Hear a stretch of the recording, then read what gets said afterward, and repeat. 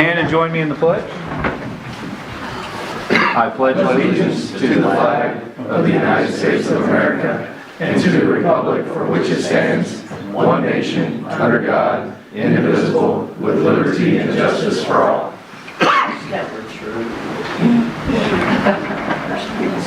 Pam, would you do a roll call, please? Mayor Kime. Here. Alderwoman Dobbs. Here.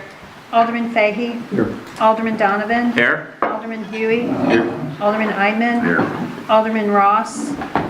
Alderman Prince. Here. Alderman Steiger. Here. Mayor, we have a quorum. Thank you very much. Don't have any presentations tonight. We do have a personal appearance. We've got Jimmie Donze. I'm sorry. Approval of tonight's agenda. I'll look for that right now. How about that? Skip ahead too far. Motion to approve. Second. I have a motion and a second to approve tonight's agenda. All in favor? Aye. Any opposed? Now let's talk about Jimmie Donze and the municipal band. He's the president and he's going to give the annual report. Well, really not too much to report, other than it seems like most of our concerts are being held at the PAC Center because of heat or rain, which that and we're not as tough as the Greatest Generation. We did have to move our Christmas concert up to the PAC Center because we didn't meet Father Burkemper's criteria. The biggest criteria was he didn't want us setting up in the sacristy, and we're too big to sit up below the communion rail, so we moved it up to the school.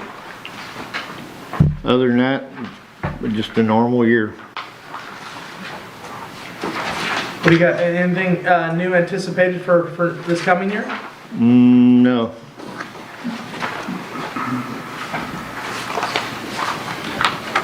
Any other questions, comments?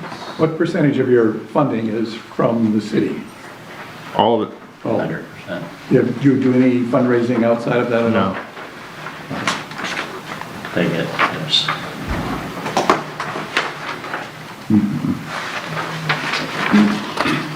And the grant program still seems to be doing well? Yep, grant programs seems to be doing well. I mean, we have all the same applicants every year, but that's fine. Yeah, that's working out real well. Any other questions? All right. Thank you very much. Look forward to another good year. Thank you. Thank you. This time we'll move ahead to tonight's city administrator's report. You've got an updated report sitting at your seats. Want to go over a few of these. During consent agenda, there's a resolution to approve an application for a historic preservation fund grant. That's to update the historic data layer in the GIS system. That was done with a grant 11 years ago, so it needs some updates, and the Heritage Commission has requested that. Wanted to be able to introduce Robert Sullivan tonight, but he is unable to make it. He actually has a meeting he has to attend, but we did give an offer, and an offer was accepted to hire a new assistant city administrator. His name is Robert Sullivan. He's currently the building and planning director for Crystal City. He'll start on March 16th. Yep. Down on number 5, just wanted to let you know the MML Legislative Conference was informative. I've got some information on those bills if anybody wants to talk about those. Those were the 3 that came up quite a bit. And let you know that the MML Elected Officials Conference is June 11th and 12th. If you're interested, please let me know. There are some scholarship opportunities available since we haven't had any elected officials attend in a few years. The additions down at the bottom, number 6, received an update from the county yesterday that they were able to get some movement. Myself, Alderman Huey, and Buck Jokerst went to a county commission meeting a couple weeks ago to check on the flat grant and the bridge out here being replaced. If you remember, it was under a historic survey. Apparently that helped, and they're able to speed things along and are now in the preliminary plan stage, so I'm not sure that will cause anything to happen this year, but it has speeded up the process, so appreciate that, Alderman Huey. Does that look like a 2027 project now? Yes. Okay. Awesome. 2025 TIF real estate payments are being paid this week. Sales tax payments will go out probably next month. I wanted to let you know that. One note will be completely paid off this year. I sent an email to you all yesterday, but want to remind you the Chamber Gala will be April 10th. Let me know if you're interested in attending. And then two other items that aren't on the report. The subdivision committee met today to discuss options. You should have an amended development agreement in front of you at the March 12th meeting. So things seem to be going in the right direction there. And then I wanted to let you know I visited with Alderman Ross today. Spent about a half hour, 40 minutes with him. He's doing well, he says, hoping to be back soon, and is working to recover. So he just wanted to tell everyone hello, and he's trying to keep up. Dave, back to item number 6. The county was able to get some movement from the engineers. I mean, the movement that I've seen before has always been against us, longer span, more money. So anything in particular? No particulars were given, just that I don't know that that means they were able to end the historic review, or that they were able to go ahead and work on the preliminary plans at the same time. But the county said things are moving quicker. So from snail to, I don't know. Slightly above. You make the comparison there. Right. I'm not worried, I'm gonna plant flowers anyways. Any other questions for David regarding the city administrator report? Okay, thank you very much. Move along to staff reports tonight. First up, we have Police Chief Howell.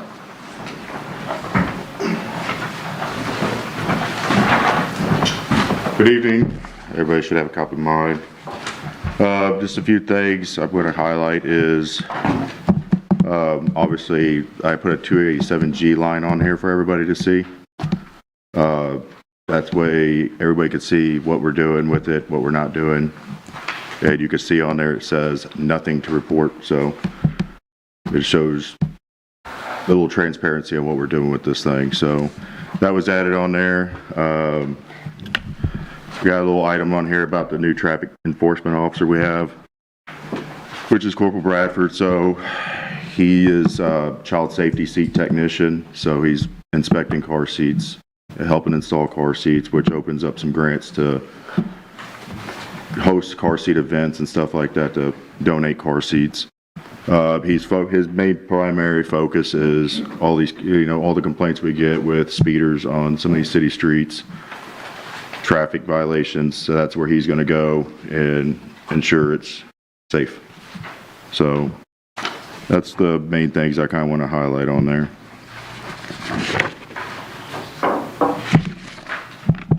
Seems like the calls for service were up considerably in January. They were. We're actually up 20-something reports than we were last year. Wow. So out of those 567 calls for service and stuff, there's a lot of paperwork and stuff. Reports. It's done after the fact, so there's a lot of... Not every call requires a report, though. Sometimes it just might be a stray animal. Right. Or an extra patrol they're putting somewhere. But yeah, it is busy. We are up more in our reports this year than we were last year. Any reason for that, or just... I mean, we started the year out with a bang with, 3 stolen cars from people not in our area. So, we're getting people from Illinois, St. Louis coming through here. Do you think much of that was weather related? Not really. I mean, usually during the summer, our calls are higher because everybody's home, everybody's out doing stuff. But, I mean, this was cold January and nothing crazy, so we still had that. I don't ever remember seeing over 500 calls, on there, so. Yeah, and I got the, if you look, there's a breakdown from 911 of what our call volume, what the calls are.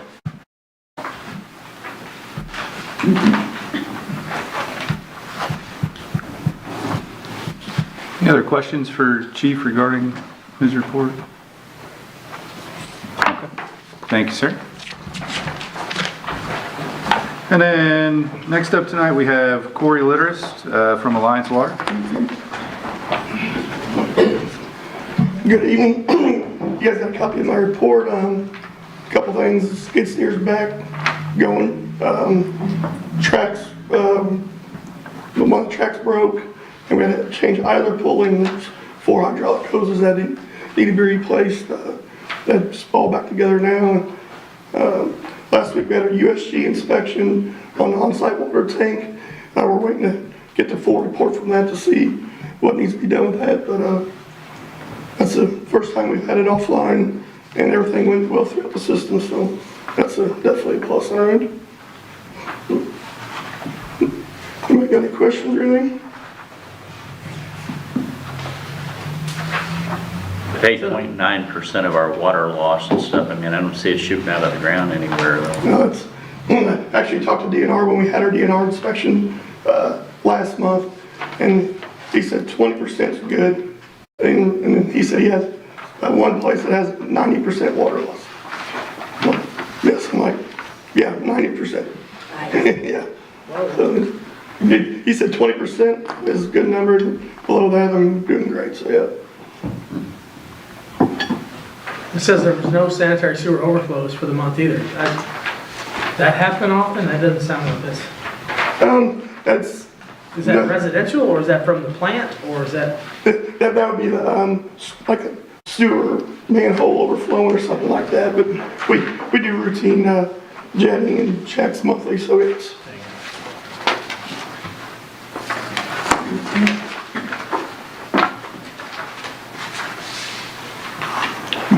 Any questions, any other questions for Corey regarding his report?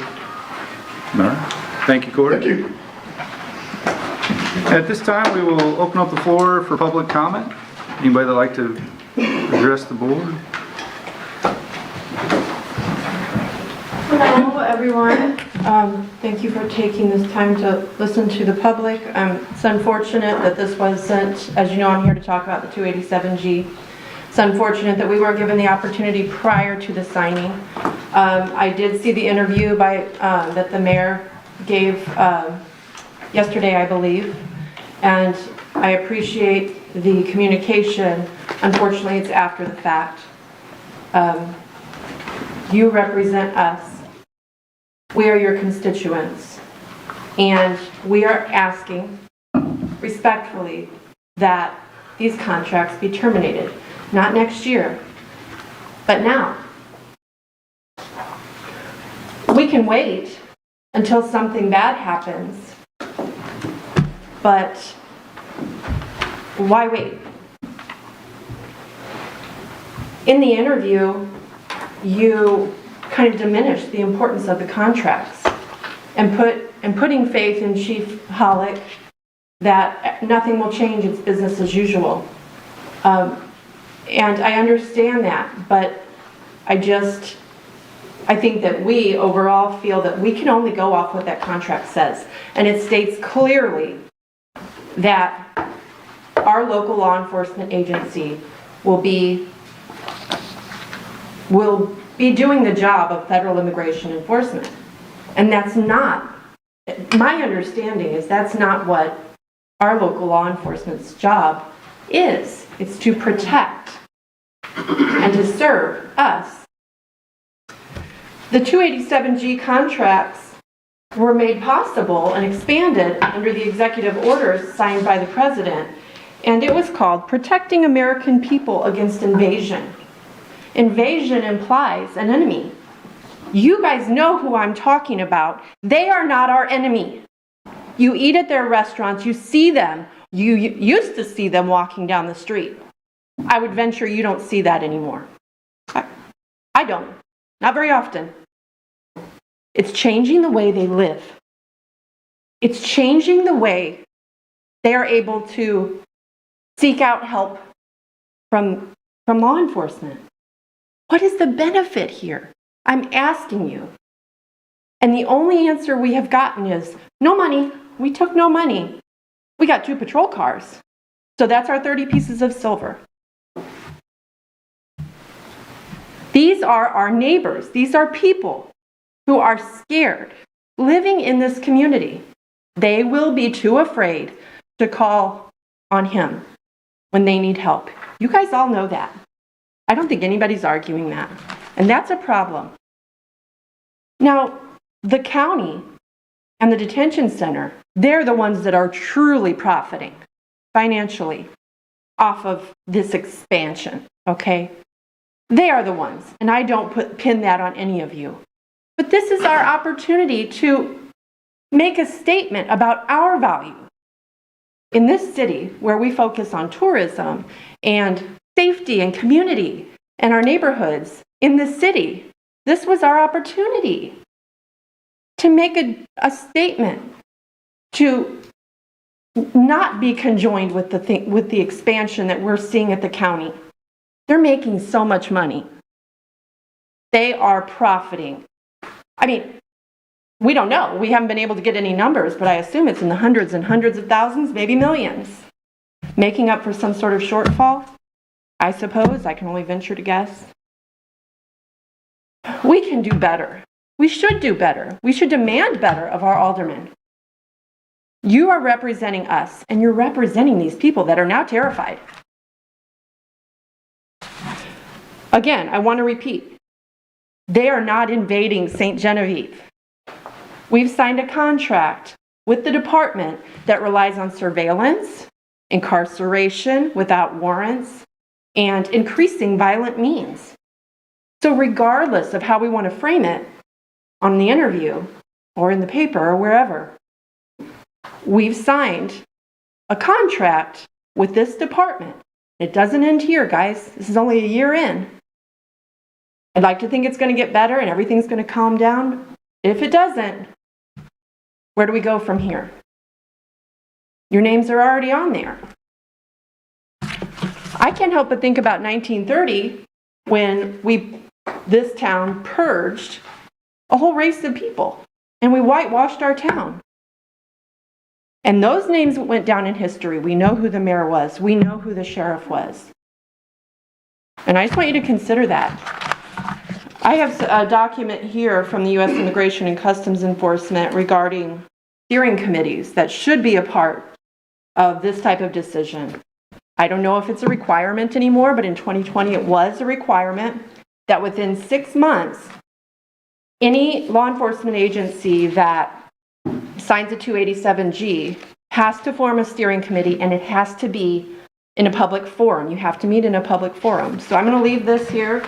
I hope it would be considered. I appreciate that it's now a line item on the chief's report each month, and I hope to continue with that transparency, but I feel like it's a day late, a dollar short, but it's not too late to turn it around.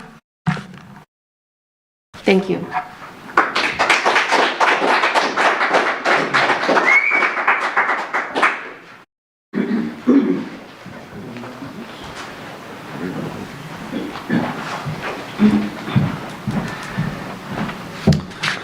Good evening. Thank you to everybody here tonight. My name's Asa. I've been a resident of St. Genevieve County my entire life. I was raised here, went to school here, made friends here, had lots of great memories here, and I've grown into the man I am today here. I am who I am today because of St. Genevieve. I came here today because this town matters to me, and I am deeply disturbed and disappointed with St. Genevieve County's 287G contract, and furthermore, the seemingly utter lack of transparency that has been displayed. We went nearly 2 entire months without this contract, with this contract being in effect, without the public, to the best of my knowledge, even hearing a peep about it. Look, I understand, as I am speaking before the board, that this contract did not utilize municipal funds and therefore did not require a vote from the board. I do not blame you all before me for the signing of this contract. I also understand that Mayor Keim has made it very clear that he does not support the actions of ICE across this nation, and I applaud you for that sentiment. While I do not blame the board directly for the signing of this contract, I do, however, have the understanding that the Board of Aldermen has the ability to rescind this contract, and I'm here before you making that plea. I was here at the last Board of Aldermen meeting, and while I didn't speak that day, I wish I would have, because it's the one thing to see all the alleged horrendous crimes, the alleged human rights violations, the alleged complete erosion of our right to due process, or the other myriad of our God-given rights in the Constitution ICE is allegedly violating on a daily basis. But it's another thing to learn that our great town of St. Genevieve is actively cooperating through the 287G contract with said agency, utilizing our own police force that we pay taxes towards as citizens. My frustration is not with the men and women who serve in our police department who keep us safe on a day-to-day basis. My frustration is solely with any individuals who facilitated the signing of this contract. My frustration lies at the county level, that the higher-ups in our county sheriff's department office and anybody involved in the signing didn't even have the respect towards their tax-paying citizens to even inform them of the decision, let alone receive their input. Many of my fellow citizens have reached out to the commissioners inquiring about the 287G contract, in which, while representing their county as our duly elected officials, they washed their hands of the matter and deferred to the sheriff's office on the issue. So, we reached out to the higher-ups at the sheriff's office. And you know what we heard back? Not a single thing. They don't even have the respect to give us a pathetic non-answer courtesy email or say that the mayor will answer our concerns instead. Just left on red, like we, the citizens of St. Gen, are an absolute joke to be ignored. To address the primary matter at hand, since the higher-ups at the sheriff's office seemingly have no interest in doing so, the 287G contracts, in my opinion, are blatantly unconstitutional. I had to preface that with, in my opinion, because in this country, evidently, you can, in my opinion, openly violate the law of the land and continue to do so, while in the meantime, you can drag out court proceedings for months or even years. I think we as residents of St. Genevieve uniquely understand this concept far too well with the Wholesome lawsuit, and our tax revenue drying up in the meantime while we fight it in court. To speak on the constitutionality of this contract, Mayor Keim on February 12, 2026, in the last Board of Aldermen meeting, was quoted as saying, during the course of their regular police work, they would be able to issue a warrant to detain somebody if they are not able to identify themselves. I ask before you, is this warrant you speak of an administrative warrant? Because let me be abundantly clear. Excluding Kansas City specifically, the state of Missouri does not have a stop and identify statute, meaning that without a judicial warrant, as a pedestrian, one does not have to identify themselves to law enforcement. That's not my opinion. That's the Fourth Amendment of the United States Constitution doing the talking. Administrative warrants are not signed by a judge. They're signed by ICE itself. ICE is not a neutral and detached magistrate when it comes to their own facilitated arrests, and the 287G contracts fundamentally rely on the use of these administrative warrants I speak of. Look, we all know what ICE is doing right now. You don't need me to break it down. But for the sake of not leaving it to inference, let me give you a description of what ICE is up to as we speak around the nation. We have ICE agents in the streets with masks and unmarked cars like armed thugs marauding our communities. They allegedly continue to defy direct court orders from judges. They allegedly racially profile with reckless abandon or even attempting to hide it. They allegedly deny people their constitutional rights to due process. Oh, and by the way, that does potentially in the future include the non-citizens that we actively hold in our county detention center. They're potentially violating the Fourth Amendment by detaining people without a judicial warrant for not identifying themselves. They're allegedly entering homes without judicial warrants, including citizens' houses. They're allegedly surveilling and intimidating activists who speak out against them, which might potentially legitimately include me now, as I speak here before you. Just like us, and they are allegedly arresting and targeting citizens just like us for the heinous crime of recording their activities. And in my opinion, they are violating the First, the Fourth, the Fifth, the 10th, and the 14th Amendments. Excuse my language here. They wipe their ass with the U.S. Constitution.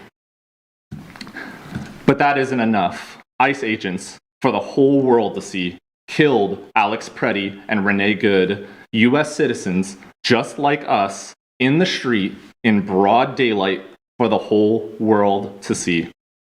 All this to hunt down undocumented immigrants, in which, according to the DHS's, the Department of Homeland Security's own numbers, less than 14% of these immigrant arrests had charges or convictions of violent criminal offenses. Yes, that is the DHS's own leaked numbers, less than 14%. Look, eventually, the mayor is presumably going to speak to us very politely, and he's going to tell us about how he's listening to us, and how he cares about our input, and how his office is always open. He's going to tell you about how our 287G Memorandum of Understanding we hold is special and less aggressive, and how nothing has changed in our day-to-day lives. Look, I don't know you, Mayor Keim, but I'm sure you're a decent guy at heart, especially since you seem so adamant with distancing yourself from ICE's behavior.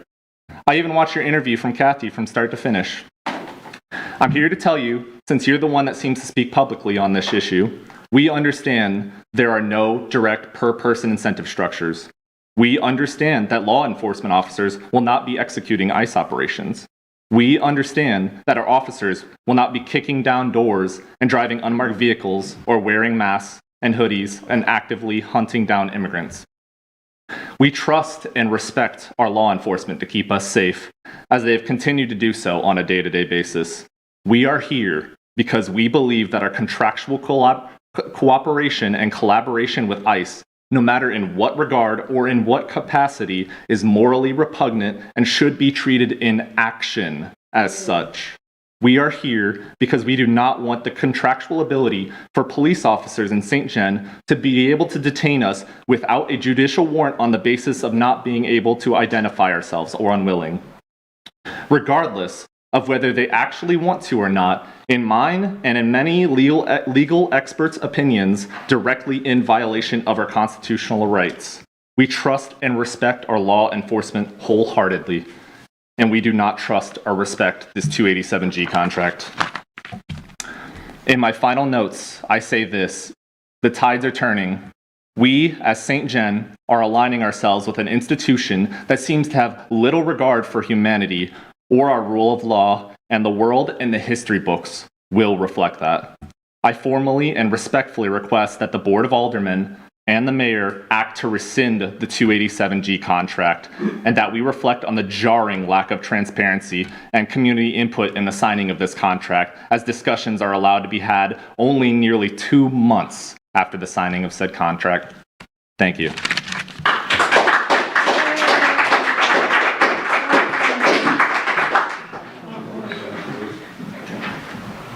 Joyce Shoemaker, 167 South Main.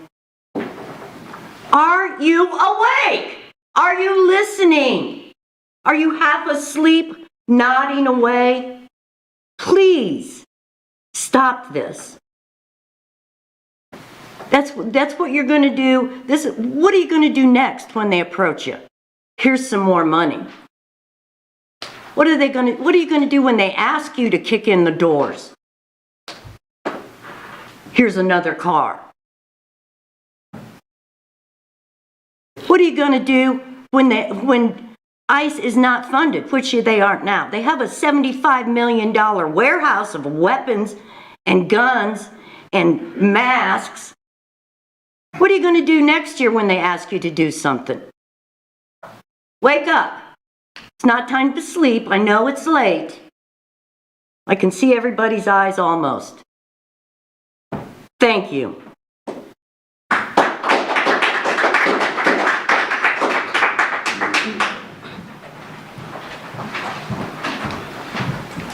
Gosh, how do you follow those two comments, or three, I should say. Thank you, folks. My name is Ginger. I'm a constituent here in St. Genevieve County.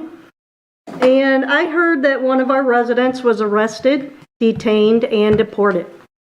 My question is, was he the worst of the worst? Was he a drug dealer? Was he a rapist? Was he a murderer? Did he bring fentanyl into this country? At the last Alderman meeting, which I watched, and watched What's New, I understand two things. You're not going to seek out our residents. But if in the normal course of an officer's daily patrol, if someone fails to use their blinker, you now have access to a database. And because they can't, identify themselves, or even if they do, they can be sent to the federal holding facility with no due process. And just a note of interest, Nicolas Maduro gets due process. Removed from his country, brought to ours, he gets arraignments, full counsel, or right to counsel. And he's going to be prosecuted in the federal court system, as are these people. You may say there's a difference between civil and criminal cases, which reminds us. In my example of the no blinker, our neighbor's only crime is a civil matter, which is usually resulting in a fine. The other implication is that you may get better tools and equipment to do your jobs. Maybe a new vehicle or two, maybe new radios, maybe body cams, who knows? But my comment is, do you think it's a good idea to sign a contract and get in bed with the federal government who is violating these folks' constitutional rights? The courts are telling us every day that the administration is violating the Constitution and their right to due process. These folks are not getting their due process, nor are they even getting their right to a phone call. Is joining this criminal enterprise really a smart move? Just so you can get an SUV or maybe a radio deal? We can clearly see that DHS and ICE is not adhering to the laws of this country. Joining ICE is like maintaining a friendship with a pedophile, because you think one day you might take a casual ride on your yacht to have lunch on his island. It doesn't look good, and more than likely you're doing something illegal. Thank you.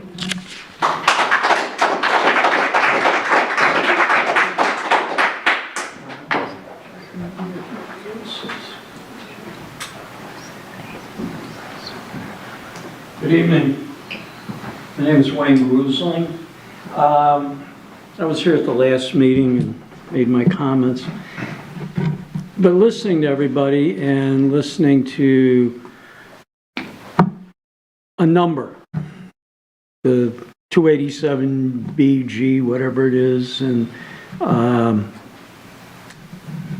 don't really understand how it's going to work.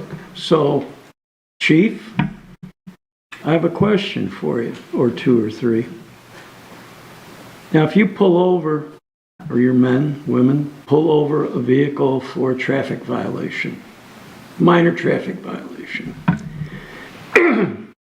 and of course they're asked to produce their driver's license, and they don't have one, what happens? I'm sorry. This is not a question and answer time. This is public comment, so this is the time that the board has to listen to the comments from the public as opposed to interacting or answering questions. So, okay. When can I come in and talk to you and get an answer to my questions? My office is always open. Okay. Are you always there? Yep. You work long hours. Okay.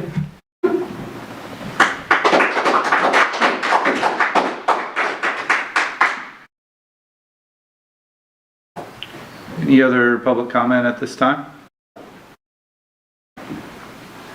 Okay. If not, we will move along to tonight's consent agenda. Move to approve. Second? Okay, I have a motion and a second to approve tonight's consent agenda. All in favor? Aye. Any opposed? Okay, thank you very much. Take us to some old business tonight. We have a second reading of bill number 4705. This is an ordinance of the City of St. Genevieve authorizing the mayor to enter into an agreement with Superior Roofing Strategies LLC for the water treatment facility roof repairs project in an amount of $28,757.88. Motion to approve. Second. Okay, I have a motion and a second. Pam, would you do a roll call, please? Alderwoman Dobbs. Yes. Alderman Fahey. Yes. Alderman Donovan. I need to abstain. Conflict of interest, and I don't know if you heard me on the first reading, but I tried to, but Okay. Is that reflected in the minutes? I don't think it is. It's not, because I did not catch that. Yeah, that's So I can amend the agenda, amend the minutes to show. Yeah, Can I- let's go through this vote and then we'll address that. Thank you. Okay, so Alderman Huey, Yes. Alderman Eidman. Alderman Prince. Yes. Alderman Steiger. 6 yes, 0 no's, 1 absent, 1 abstaining. Bill number 4705 now becomes ordinance 4627. If you could, I haven't looked at the minutes. The minutes reflect that you voted on that issue Or abstain. or abstained. I did not have him as abstaining. Right. No, I didn't. So what I would suggest is you make a motion to correct the minutes from last meeting to reflect that you in fact did abstain. okay, I'm gonna make a motion to correct the minutes that I did abstain for conflict of interest. Bill number 4705, the first reading, is that the one? That's the one we're talking about? Okay. Yes. Yes. Okay. On the minutes from last meeting. Okay, so I have a motion and a second to amend the last meeting's minutes to reflect Alderman Donovan's abstention in the first round of voting for bill number 4705. All in favor? Aye. Any opposed? Okay, thank you for correcting that and Yeah, bringing that thank to you. our attention. And then next up tonight, we have a second reading of bill number 4707. This is an ordinance to amend section 112.020 custodian designated response to requests for access to records of the ordinances of the city of St. Genevieve, Missouri. Motion to approve. Second. Okay, I have a motion and a second. Pam, would you do a roll call, please? Alderman Steiger. Yes. Alderman Prince. Yes. Alderman Eidman. Yes. Alderman Huey. Yes. Alderman Donovan. Yes. Alderman Fahey. Yes. Alderwoman Dobbs. Yes. 7 yes, 0 no's, 1 absent. Bill number 4707 now becomes ordinance 4628. Thank you very much. Now move along to some new business tonight. We have a first reading of bill number 4708. This is an ordinance authorizing the mayor to execute an agreement with YPR agency to develop an email marketing newsletter for the city of St. Genevieve Tourism Department. Move to approve. Second. Okay, I have a motion and a second. All in favor? Aye. Any opposed? Okay, thank you very much. And then concluding our new business tonight, we have a first reading of bill number 4709. This is an ordinance authorizing the mayor to enter into an agreement with Brian Hawkins for a film exhibitor's license for the film. Aaron's not here. Chasse. Anybody want to help me with that on the French? Gallery? No help here. Gallery? Yes. Okay. Move to approve. Second. Had to throw that in there, didn't you? I have a motion and a second. All in favor? Aye. Any opposed? No. Okay, thank you very much. Any other business to discuss at this time? We do have a closed session on the agenda shortly after this, but anything else you'd like to discuss right Mayor, this I got moment? an update from Chris, the new acting director out of the YMCA, and she said things were going pretty good. She said there was a recent scuffle about, or I don't know if that's the right word, not scuffle, I know. yeah, and it was about some of the baseball teams not being able to be, and she said that is, she's like farthest from the truth. They want everybody out there that they can. So they're trying to find out how that got started, but they want as many baseball teams and players out there as they can get. So the River Dogs are more than happy to be a part of that facility out there. So. Okay. I've got a question and stuff. Have we amended our policy on public comments to extend past 5 minutes or? We never designated it as 5 minutes. Oh, we didn't? It's a suggestion. We asked them to keep it to 5 minutes, but I don't think it's hard and fast. And if we did, I think at that point, we put a timer up there at some point. You've discussed it in the past, and what I had said is but you'll end up wanting to allow some people to talk longer, like a nice old grandma that's talking too long. And not to stereotype, but if you have the rule, you got to enforce the rule no matter what the content is. And so you've talked about it years past when I've been city attorney. I don't know if I just didn't like getting accused of being asleep, you know. I take this job pretty seriously, and it's hard not to respond, but Weird. I don't care for any personal attacks when they make comments. Could we inform them before they come up here, like our agenda, it's clearly in here, that they're informed of that they, Yeah, and we're not gonna maybe, force it, but they're informed that 5 minutes is recommended. well, and maybe what I need to start doing is maybe just reiterating that before we open up the floor. And maybe that will help. I mean, I don't, you know, they're not gonna know how long they're speaking. Just, And be respectful. They're allowed to say what they want to say. I'm against this, guys, setting up a time limit and letting them speak. I think they have every right, if they want to get up here and speak as long as, I mean, not as long as they want, but especially if there's 3, 4, 5, 6, 7 doing the same thing, we probably have to try to, but you're going to get me to say no to any time limits and to try to be respectful. Of course, you want to be respectful, but it's our right to be able to have our First Amendment rights. we have rights also. Yeah. And we have rights not to be personally attacked in public. I don't agree. But they Mine was- can do that Well, within that's not 1 true. minute or 5 minutes. I mean, Right. they, But the longer they go on, the worse it gets. So, Okay. I don't agree with the time limit. I do think they should be able to speak their mind. You know, it's their opinions. And Once they it feel, starts to they feel attack strong you, about how hit the they gavel feel. and they're done. I mean, But I don't think they should be able to start yelling at us and.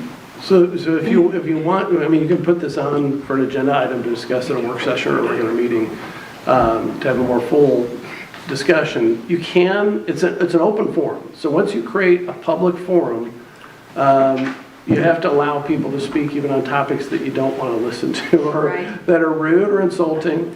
And that's the nature of it. You can limit it in time. You can prohibit profanity.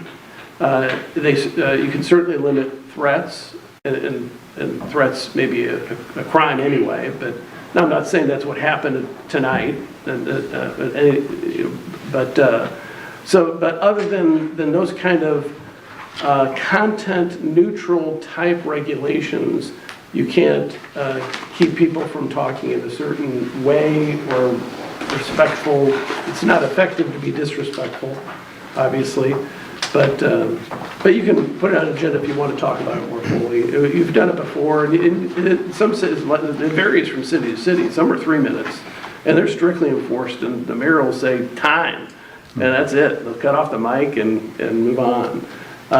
But it's, you know, it's up to you how you want to do it. Once you set a policy, you have to stick with it, because otherwise, if you start enforcing it over a certain topic, then you're discriminating based on content and not on the rules. And you've had a great success. The entire time I've been here, the city has been wonderful about allowing people to come to the meeting and talk and provide input and feedback on subjects that, you know, are difficult, you know, and you've done a great job, so. Is that something you want to discuss? Is it? well, it just, when he mentioned the Declaration of Independence and wiping, that just about pushed me over the edge. But Well, if it's something we want to discuss, I mean, that's certainly something we can at a work session. I think if we think it's, you know, the next time, just bring it up and see what happens, and then. Yeah, I can certainly, you know, at the beginning, kind of reiterate the suggestions down here in the public comment that we put out on the agenda, because they may not look at the agenda necessarily or read that portion of it. So I'll do that at our next meeting, and let's see if that changes anything. Yeah. I mean, there was nothing new brought up. Oh, I know. I get it. I only want to hear it. All right. Anything else to discuss before we move on to, we have a closed session item? No? Did you mention, Dave, that Mr. Sullivan will be starting the 16th? Yes, sir. Good. You want a motion? motion to go into closed session. Bar. Legal action and negotiation contract. Sure. Second. Okay. I have a motion and a second to move into closed session for legal actions and negotiated contract. Pam, would you do a roll call, please? Alderwoman Dobbs. Yes. Alderman Fahey. Yes. Alderman Donovan. Yes. Alderman Huey. Yes. Alderman Eidman. Alderman Steiger. Yes. Alderman Prince. Yes, you purposely did that. Thank you, motion.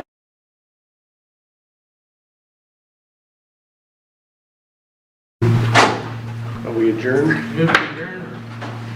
Yeah, I have to open the door. Come back and we'll adjourn. All right, welcome back. If there's nothing else to discuss at this time, we will adjourn and we'll see you on March 12th. Thank you all. Oh. Hey, I need-